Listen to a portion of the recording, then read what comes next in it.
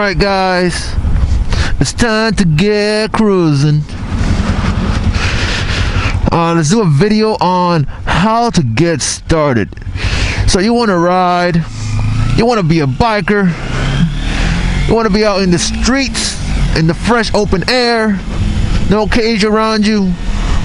You want to swerve through traffic, you want to drag your knee, but you need to start somewhere. Where do you start? How do you do it? Well, there are a few options you can do. There are a few things. I would. Whoa! What the hell? Jesus, that bird almost crashed into me. So there's a few things you can do. What I would personally recommend is do the MSF course. I personally went the MSF course route, but basically with the MSF course, I don't know how often they do it a year, but you basically learn everything you need to know to get started riding.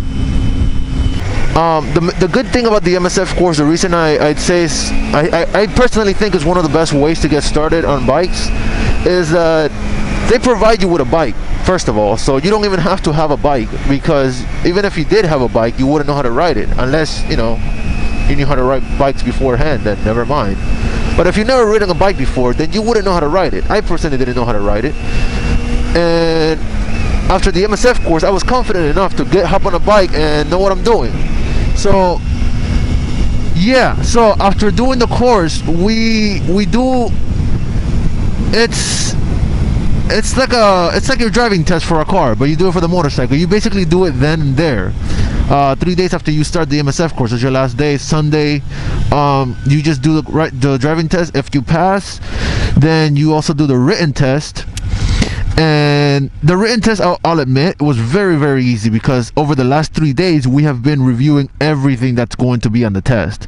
She literally said everything that we go through, it's on the test, and like you highlight it. She just shows you the most important parts, what you need to know. She talks to you, she explains stuff to you, things that you wouldn't know normally, or things that you wouldn't understand. Like, for example, if you're teaching yourself, you might come across a video that mentions this, but she does mention, like, if you're in a curve or something, not only should you not downshift, but don't hit the front brakes.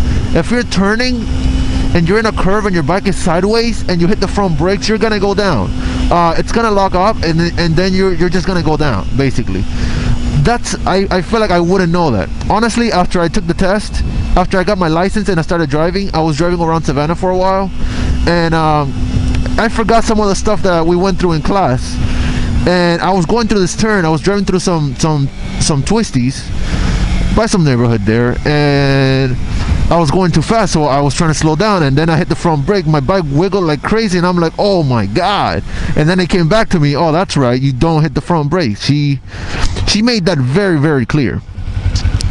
So yeah, you take the test, you take the written test. The written test you'll pass.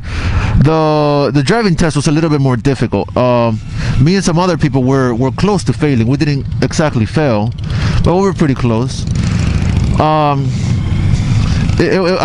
had a difficult on that, but no, I mean, it's, it was my first time riding a bike ever, man, and it was only like 2 days after was it 2 days? I think it was like a day after I got on a bike.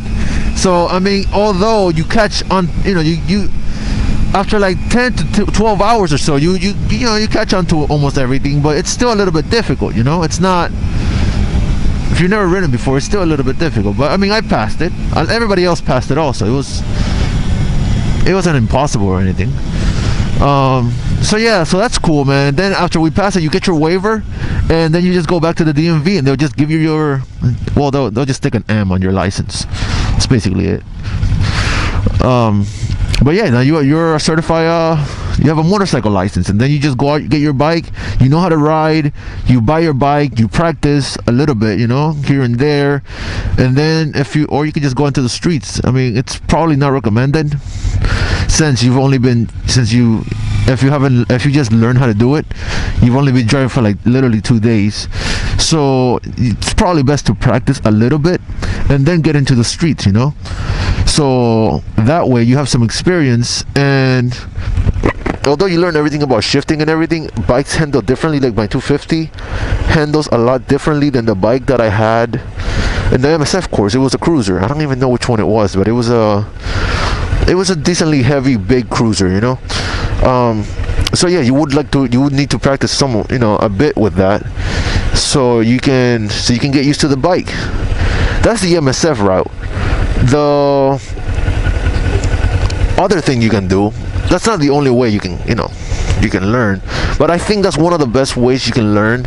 Not only because you catch on to everything very quickly. It's nice to have a teacher there and to learn like in a safe way, you know. You're not learning out in the streets or anything by yourself, and you have someone who is literally paid to do this, and she's been doing this for years, just teaching, not just riding, but teaching people.